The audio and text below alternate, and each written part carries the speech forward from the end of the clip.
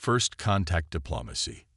The vast chamber of the Galactic Concorde's assembly hall stretched impossibly high, its transparent ceiling revealing the swirling nebula that gave Nexus Station its famous purple ambience.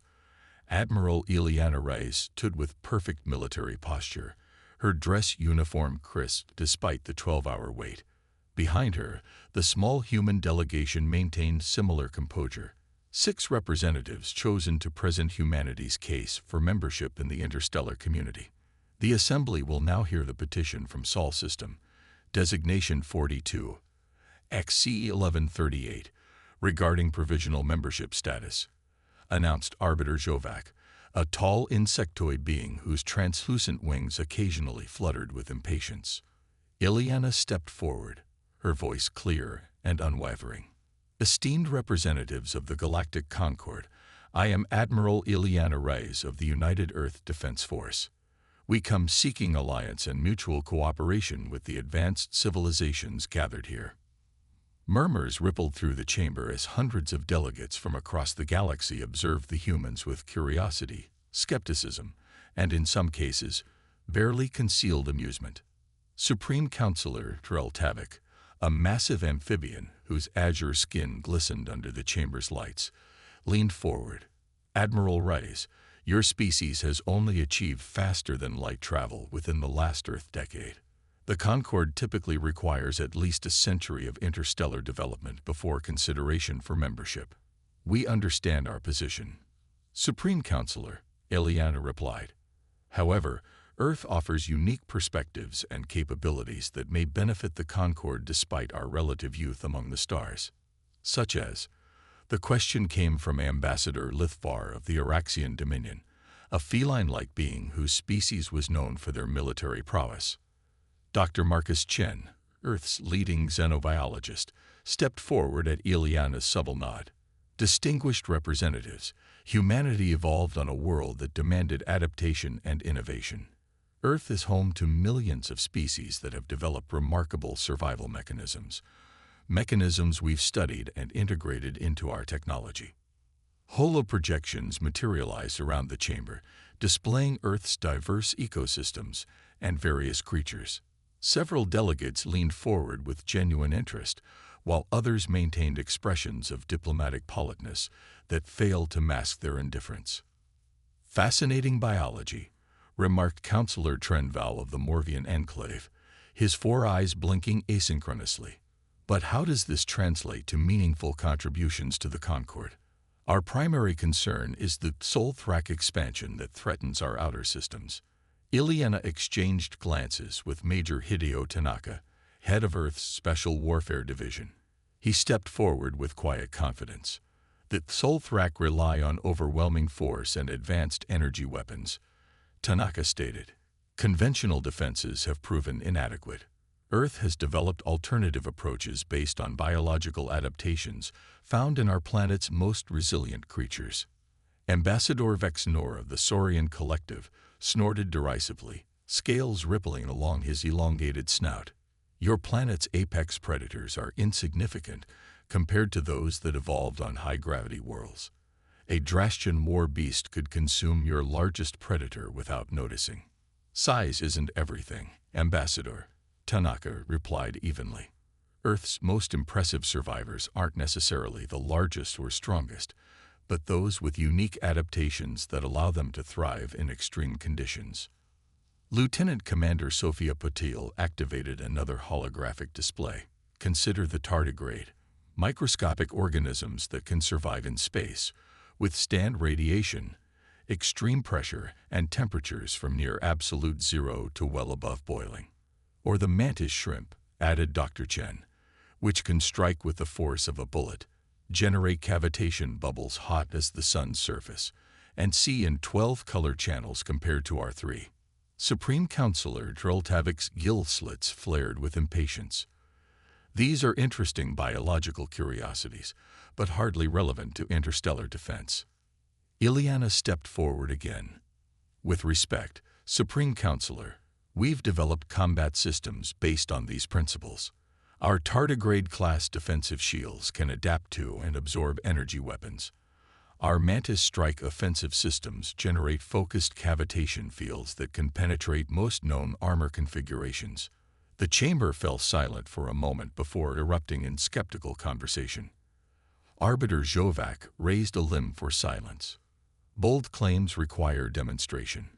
Admiral, the Arbiter stated, the Concord cannot base strategic decisions on theoretical capabilities. We anticipated your skepticism, Ileana replied.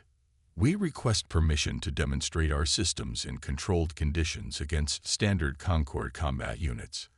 The request caused another stir among the delegates. After a brief conference among the council members, Dreltavik nodded reluctantly. Granted, the demonstration will take place tomorrow in the Nexus Station's military assessment arena. You may prepare 2 operatives with your unique equipment. As the human delegation was escorted to their temporary quarters, Major Tanaka fell into step beside Admiral Reyes. They're underestimating us, he murmured, just as we predicted. Ileana's lips curved in a slight smile. Humanity's greatest advantage has always been being underestimated, Major. Let's make sure we don't waste it. The assessment arena was a massive circular chamber with observation platforms ringing the upper levels. The human delegation occupied one small section, while representatives from various Concord species filled the remaining space, many placing wagers on how quickly the human demonstration would fail.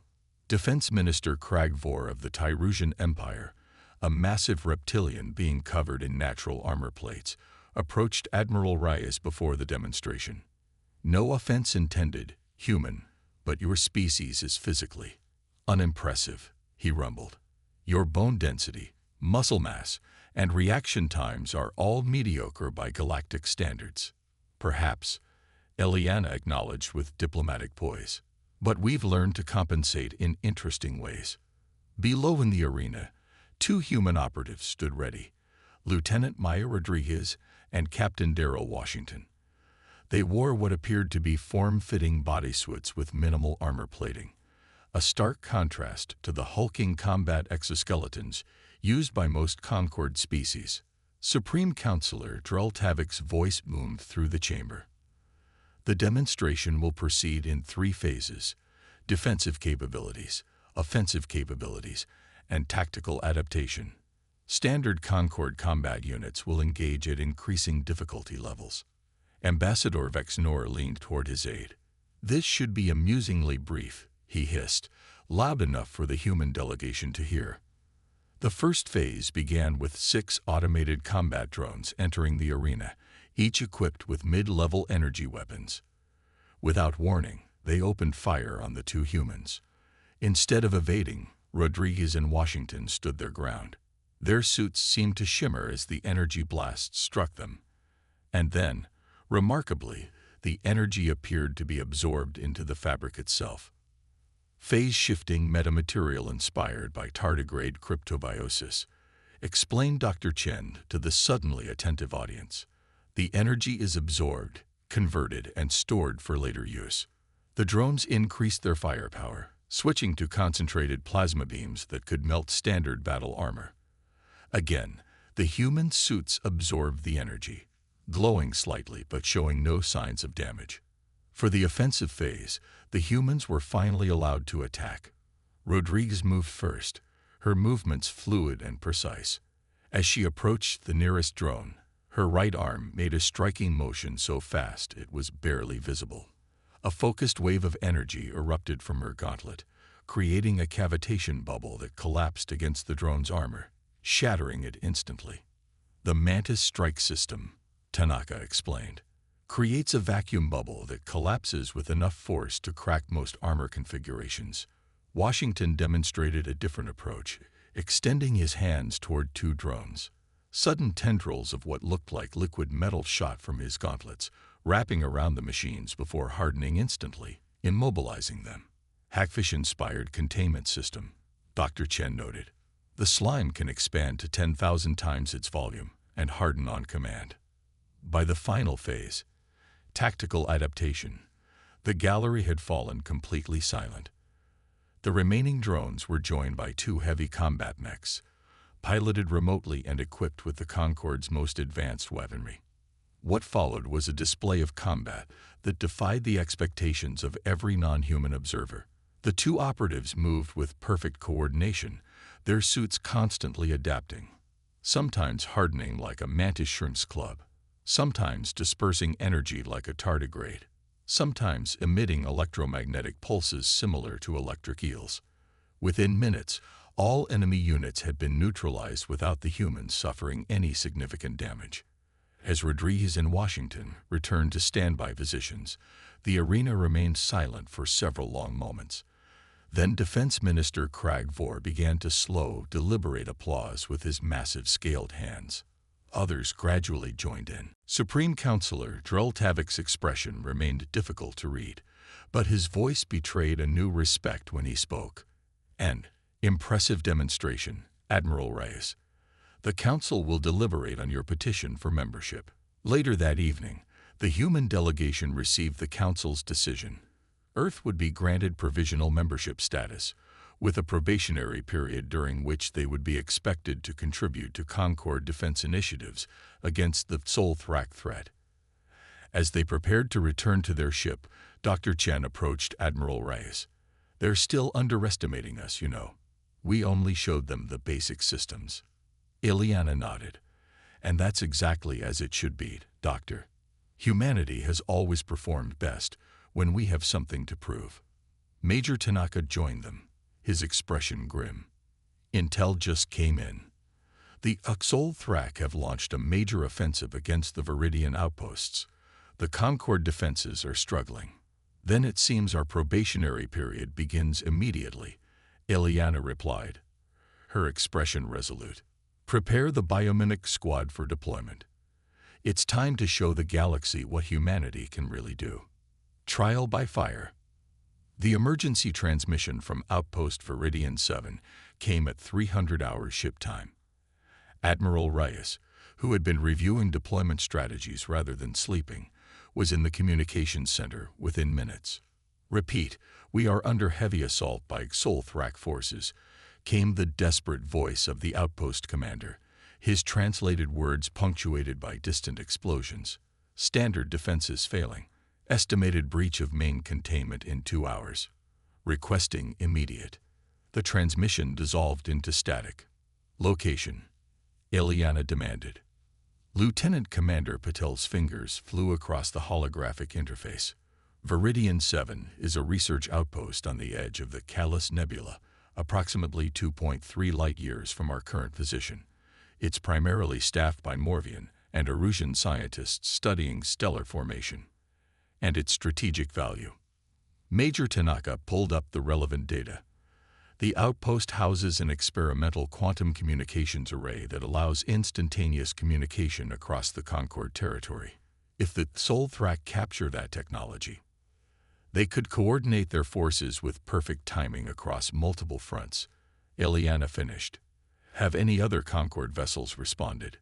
"The nearest Concorde battle group is 5 light-years away," Patel replied. "They can't arrive for at least 10 hours. Ileana straightened her uniform jacket with a decisive tug. "Then it appears humanity has its first opportunity to demonstrate our value. Set course for Vidiian 7, maximum speed. Alert the biomimic squad to prepare for immediate deployment upon arrival." The UES Horizon dropped out of FTL on the dark side of Vidiian 7's moon, using the natural satellite to mask their approach. The massive Solthrak dreadnought hung in orbit above the research outpost, surrounded by smaller attack vessels. In the Horizon's deployment bay, 30 members of Earth's specialized biomimic squad made final adjustments to their combat systems. Each soldier wore a next-generation adaptive combat suit, far more advanced than the demonstration models shown to the Concorde. Captain Washington addressed the squad, his voice steady despite the gravity of their situation. "This is what we trained for. The enemy outnumbers us significantly and possesses technology centuries more advanced than our own. But they've never encountered our systems before, and they're expecting conventional Concorde resistance. Our primary objective is to secure the quantum communications array and evacuate essential personnel. Lieutenant Rodriguez added. Secondary objective is to gather intelligence on Sol Thrak combat capabilities. The outpost's remaining defenders are holding the main laboratory complex, but their defenses will fail within the hour. Dr. Chen entered the deployment bay, carrying what appeared to be small metallic discs. I've adjusted the biomimetic response parameters based on the limited data we have on Sol Thrak weapons. These supplementary modules should help your suits adapt more quickly to their energy signatures. As the soldiers integrated the new components, Admiral Rice's voice came through the communication system. Deployment in 5 minutes. I've informed the Concord Council of our intervention. Remember, you're not just fighting for those scientists. You're fighting to prove humanity's place among the stars. Good hunting. The deployment pods launched silently from the horizon, their heat signatures masked by adaptive shielding based on the thermal regulation systems of desert beetles. As they descended toward the outpost, the squad observed the battlefield below. Sol Thrak soldiers, massive, 6-limbed beings with crystalline growths protruding from their armored exoskeletons, had breached the outpost's outer defenses. Their weapons fired streams of coherent energy that seemed to distort the very fabric of space where they struck. Phase variance weapons, muttered technical specialist Amir Nassar over the squad frequency. They're designed to bypass conventional shields by shifting partially out of normal spacetime. Good thing our defenses aren't conventional, Rodriguez replied. Biomimetic systems don't rely on fixed frequencies. The pods touched down in a circular formation around the central laboratory complex.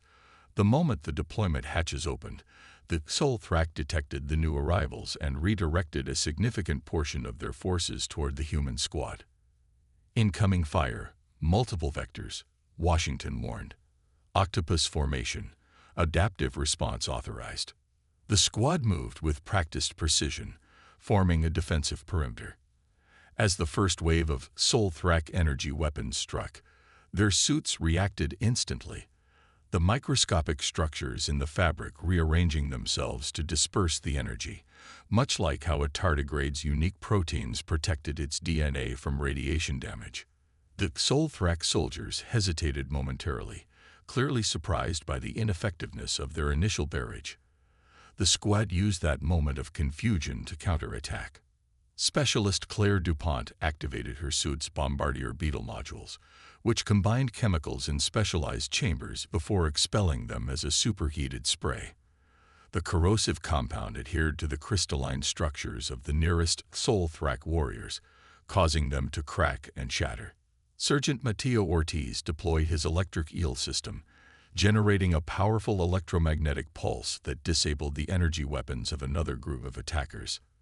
In the resulting confusion, Corporal Janway used her chameleon adaptive camouflage to move unseen behind enemy lines, placing disruptive charges on their communication nodes. The Sol Thrak, accustomed to straightforward battles of overwhelming force against conventional defenses, found their tactical doctrine suddenly ineffective. Their attempts to adapt were methodical but slow compared to the instantaneous adjustments of the biomimetic suits. Washington led a team directly toward the main laboratory, using Mantis strike gauntlets to breach the Sol Thrak blockade. Rodriguez commanded the second team in a flanking maneuver, deploying Hagfish containment systems to immobilize key enemy positions. Inside the laboratory complex, they found the surviving scientists. A dozen Morvians and Erusians huddled around the quantum communications array, protected by the last 3 functioning defense drones. "You're humans," observed the lead scientist, a Morvian named Trenval, the same council member who had questioned Earth's value during their presentation. His 4 eyes blinked rapidly in what appeared to be disbelief. "Concord Provisional members. At your service," Rodriguez replied, setting up a defensive perimeter around the scientists. "We need to secure the array and evacuate your team immediately." Trenval moved quickly to a control console. "The array cannot be moved. It's integrated with the planetary crust for stability. But we can extract its core algorithms." His fingers worked swiftly across the interface. "We need approximately 7 minutes to complete the download and destroy the physical infrastructure. You have 5. Washington replied, as the building shook from a heavy impact. The Solthrak are bringing in their heavy weapons. Outside, the battle intensified as the Solthrak deployed massive siege weapons, floating platforms that generated concentrated gravitational distortion fields capable of tearing structures apart at a molecular level. The squad's defensive line began to buckle under the assault. 3 soldiers fell as their suits reached adaptation limits against the new weapons. Sergeant Ortiz took a direct hit that overloaded his electromagnetic systems, leaving him severely injured but still fighting. "Admiral, we need extraction," Rodriguez called over the command channel. "The scientists are securing the technology now, but we're facing heavy opposition." "Understood, Lieutenant," came Ileana's steady reply. "Extraction shuttles launching now. Be advised, we're detecting a new energy signature from the Solthrak dreadnought. They appear to be charging a primary weapon." Inside the laboratory, Trenval finally extracted a crystalline data core from the array. "Download complete. The self-destruct sequence is initiated." Washington nodded. "Move out. Extraction point is South Quadrant, 300 meters." As they evacuated the scientists, the human squad maintained a fighting retreat. Their biomimetic systems were adapting more slowly now, as the Solthrak adjusted their weapons to counter the adaptive defenses. "They're learning," muttered Specialist Nassar, as his suit barely absorbed a direct hit, reconfiguring too fast for optimal adaptation. The extraction shuttles descended through heavy fire, protected by cover from the Horizon's point defense systems. As the last scientists boarded, the Solthrak siege platforms converged on the evacuation zone. "We can't hold them much longer," Rodriguez warned, as her Mantis strike system overheated from continuous use. "We don't need to," Washington replied. He activated his command interface and connected to the Horizon. "Admiral, request permission to deploy the Bombardier Protocol." There was a moment of silence before Ileana's response came through. "Permission granted, Captain. All essential personnel are clear." Washington nodded to Specialist DuPont, who activated a specialized module in her suit. The chemical synthesis chambers began producing compounds at an unprecedented rate, drawing power from the suit's energy reserves until they reached critical capacity. "Clear the area," Washington ordered, as the squad made final retreats to the shuttles. DuPont remained behind, her suit glowing ominously as chemical reactions accelerated beyond safety parameters. As the last shuttle lifted off, she released the full Bombardier Protocol, a massive explosion of superheated chemicals that engulfed the advancing Solthrak forces and the remains of the outpost in a blinding conflagration. The explosion triggered the outpost's self-destruct sequence, amplifying the destruction and ensuring nothing usable remained for the Solthrak to salvage. Aboard the retreating shuttles, the squad watched as DuPont's sacrifice created a firestorm that consumed everything below. The Solthrak dreadnought, realizing its ground forces were destroyed and its mission compromised, began to retreat from orbit. "Specialist DuPont," Ileana's voice came through the command channel. "She didn't make it, Admiral," Washington replied heavily. "She deployed the full protocol manually to ensure complete coverage." A moment of solemn silence followed before the Admiral spoke again. "Her sacrifice will be honored. The Concorde will know what she did here today." As the shuttles docked with the Horizon, Counselor Trenval approached Washington, his usually imperious demeanor subdued. "Your soldier gave her life to ensure the technology didn't fall into enemy hands." "She did her duty," Washington replied simply. "The Concorde, I may have misjudged your species," the Morvian admitted. "Your adaptive technology is remarkable, but your willingness to sacrifice for others is perhaps more significant." "It's what humans do," Rodriguez said, joining them. "We adapt, we protect, and when necessary, we sacrifice."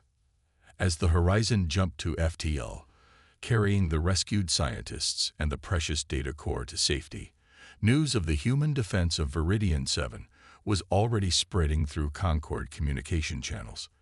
What had begun as a desperate rescue mission had become humanity's first true demonstration of their value to the galactic community. On the bridge, Admiral Reyes received an incoming transmission from Supreme Counselor Droltavik himself. "Admiral," the amphibian's voice was solemn. "The Council has reviewed the preliminary reports from Vidiian 7. Your forces performed beyond expectations." "Thank you, Supreme Counselor," Ileana replied. "We regret we couldn't save the outpost itself. The outpost can be rebuilt. The lives you saved and the technology you preserved are far more valuable." There was a pause before Droltavik continued.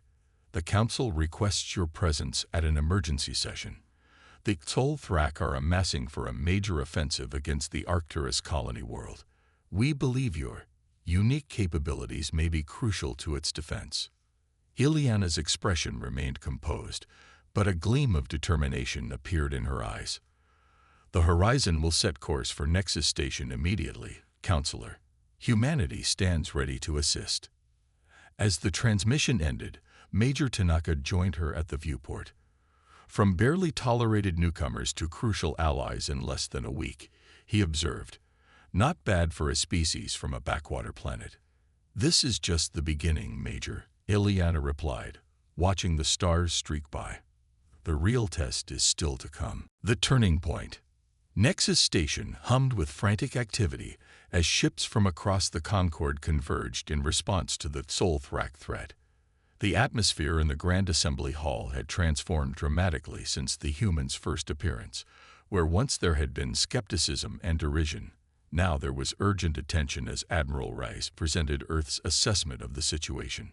"The Xolthrak fleet movements suggest they're planning a three-pronged assault," Ileana explained, manipulating the massive holographic display that dominated the center of the hall. "Their main force will target Arcturus Prime directly, while secondary formations will attempt to cut off reinforcement routes from these sectors." Supreme Counselor Droltavik studied the projection grimly. "Arcturus Prime houses over 12 billion citizens from 27 member species. Its shipyards produce 40% of our defensive fleet. If it falls, the Concord would lose its primary manufacturing base and a significant portion of its population," finished Defense Minister Craig Vore. "Our analysis matches yours, Admiral Reyes. The question is, what can be done? Our forces are already stretched thin defending other systems." All eyes turned to the human delegation.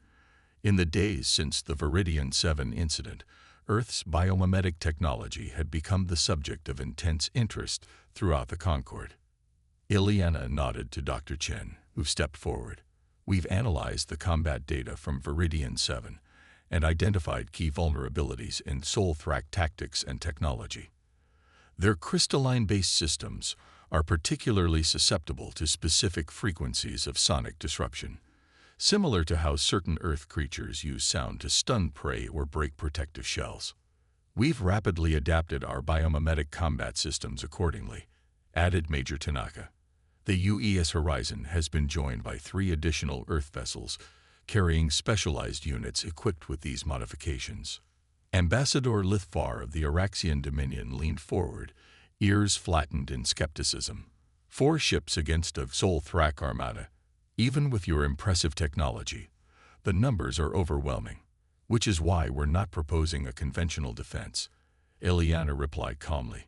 "The Xolthrak expect us to concentrate our forces around Arcturus Prime itself. Instead, we suggest a more adaptive approach." The holographic display shifted, showing a new deployment pattern that caused murmurs of surprise throughout the chamber. "You propose to let them penetrate the outer defense grid."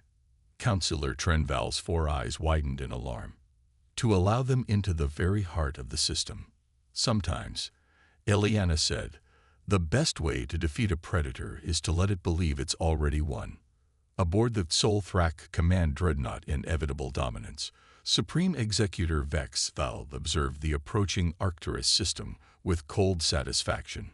His crystalline sensory appendages vibrated with anticipation of the coming conquest. "Resistance profile," he demanded of his tactical officer. "Minimal," Supreme Executor. Concord vessels are present, but scattered and disorganized. Their defensive grid appears to be operating at reduced capacity. Vexthal's mouthparts clicked in what passed for amusement among his kind. The Concord grows weak. They cannot coordinate an effective defense. He turned to his second-in-command. Begin the assault as planned. Penetrate to the inner system and secure the shipyards.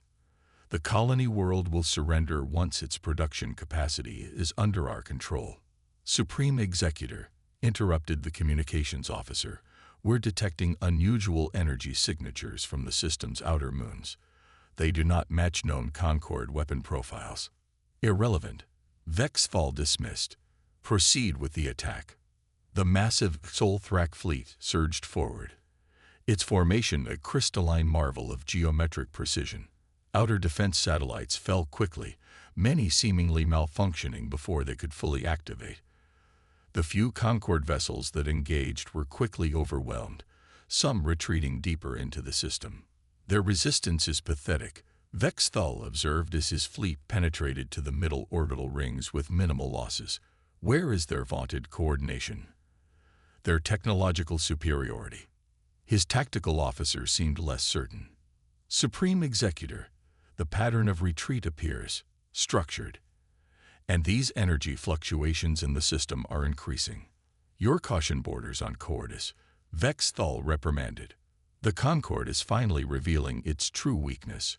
Press the advantage. The fleet continued its advance toward Arcturus Prime, its massive shipyards now visible as gleaming structures in orbit around the blue-green world. Victory seemed inevitable, until every moon and asteroid in the system simultaneously erupted with activity. Hundreds of small craft, previously hidden by advanced camouflage systems, launched from concealed bases. They moved with startling speed and coordination, their energy signatures fluctuating in patterns that confused Solthrak sensors. Supreme Executor, we're detecting biomimetic signatures similar to those encountered at Vidiian 7. The tactical officer's voice carried unmistakable alarm. It's the humans. Impossible. Vexthal hissed. Their forces are too limited to. His statement was cut short as the first wave of human attack craft struck the fleet's outer vessels. Unlike conventional attacks against shields or propulsion systems, these strikes targeted the crystalline structures that formed the core of Solthrak technology. Precisely modulated sonic pulses shattered command crystals and disrupted the living lattices that powered their weapons. Aboard the UES Horizon, which had decloaked near Arcturus Prime's largest moon, Admiral Reyes monitored the engagement from the command center. Around her, the bridge crew coordinated the movements of not just Earth's 4 ships, but also the 300 biomimetic strike craft that had been concealed throughout the system during the preceding days. Phase 1 complete, reported Lieutenant Commander Puddle. The Solthrak outer formation is in disarray. Their command structures are struggling to adapt to our sonic disruption techniques. Begin Phase 2, Ileana ordered. Deploy the Mantis strike groups against their flagship. Captain Washington, you have tactical command of the operation. Throughout the system, the hidden Concord forces that had appeared to retreat now reversed course, closing in on the disorganized Solthrak fleet from multiple vectors. The carefully orchestrated trap was springing shut. On the surface of Arcturus Prime's third moon, Major Tanaka oversaw the activation of massive sonic projectors. Technology rapidly developed by combining Earth's biomimetic principles with Concord manufacturing capabilities. As they powered up, they began broadcasting precisely the frequencies that would create maximum disruption to the Solthrak crystalline systems. In space, the effect was immediate and devastating. Smaller Solthrak vessels began to shudder as their control systems failed. Larger ships found their weapons suddenly inoperative or firing at reduced capacity. The previously perfect formation dissolved into chaos. Aboard the inevitable dominance, Supreme Executor Vexthal raged as systems failed around him. Adapt. Reconfigure the harmonic matrices. These primitive sound waves cannot defeat superior Solthrak technology. The disruption is affecting the adaptive capabilities of the living crystal itself. His science officer reported, mandibles clicking in distress. The frequencies are modulating faster than our systems can compensate. On the main view screen, Vexthal watched in mounting horror as a wedge formation of unusual craft approached his flagship. Unlike the larger human vessels, these were small, agile, and appeared to be piloted by single operators in biomimetic combat suits. Mantis Squadron. Execute attack pattern Epsilon. Captain Washington's voice was calm over the tactical channel as he led the formation. Target their command and control nodes. Remember, precision over power. The 20 members of Mantis Squadron moved in perfect coordination, their craft's adaptive shielding absorbing the sporadic fire from the Sol-Thrak flagship's remaining operational weapons. As they closed to attack range, each pilot activated their specialized Mantis strike systems, now scaled up from personal weapons to ship-mounted configurations. The concentrated cavitation field struck the inevitable dominance at precisely calculated points, creating catastrophic structural failures along its crystalline skeleton. The massive vessel didn't explode. Instead, it began to fracture along geometric lines, its once perfect form disintegrating into useless fragments. Supreme Executor Vexthal stared in disbelief as his command center began to break apart around him. His final communication to the fleet was simple. Retreat. Full withdrawal from the Arcturus system. The order came too late for many. The combined forces of the human biomimetic units and the Concord fleet had already destroyed or disabled over 60% of the Sol-Thrak armada. Those vessels that could still navigate frantically calculated FTL jump coordinates, many executing hasty and imprecise escapes that scattered them across neighboring sectors. As the last Sol-Thrak ships vanished from the system, a moment of stunned silence fell across all communication channels. Then, from the surface of Arcturus Prime and throughout the Concord fleet, cheers erupted. Admiral Reyes allowed herself a small smile before addressing her crew. Well done, everyone. Begin recovery operations and damage assessment. I want full reports on the effectiveness of our sonic disruption techniques. The Sol-Thrak will adapt for next time. Admiral. Patil looked up from her console. We're receiving communication requests from virtually every Concord species, including the Supreme Council. They're calling it the miracle of Arcturus. No miracles, Eliana replied firmly. Just good science, good strategy, and good soldiers. She straightened her uniform. Put the council through. The holographic projector activated, displaying not just the Supreme Council but representatives from dozens of species. Supreme Counselor Hriltavik spoke first, his amphibian features arranged in what humans were learning to recognize as profound respect. Admiral Rice, the Concord owes Earth and humanity a debt that cannot be easily repaid. Your strategy and technology have saved billions of lives and preserved a crucial cornerstone of our civilization. We merely did what any member of the Concord would do, Eliana replied diplomatically. Perhaps, rumbled Defense Minister Craig Vore, but no other member could have done it as you did. The biomimetic approach caught the Sol-Thrak completely unprepared. Ambassador Lithvar, whose skepticism had been so evident earlier, now leaned forward with ears